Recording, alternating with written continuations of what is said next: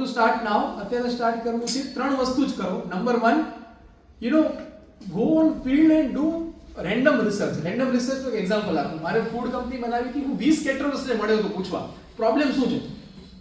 દર વખતે નવો પ્રોબ્લેમ સાંભળવા મળતો કે કોઈ કહેતું કે 5% જીએસટી નથી પોસાતું, કોઈ કહેતું કે જીએસટી બચાવવા માટે કેશ કરીએ છીએ.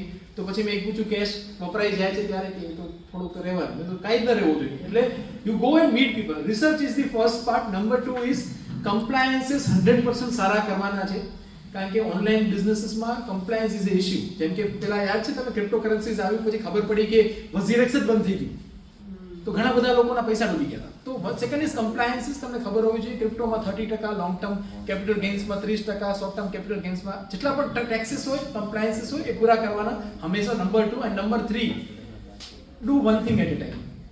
બધા યુદ્ધ લડવા નહીં જવાના. એ તો હું આપણા પ્રધાનમંત્રી સાહેબ પાસે શીખ્યો છું. એક એજન્ડા લેવાનો, નક્કી છે આજ કરવાનો, આજ કરવાનું છે. આપણે અહીંયા નથી થવાનું. ફેલિયર્સ આવવાના છે, આવતા રહેશે, પણ one thing at a time solves good many things in life. So this are the 3 things once you start.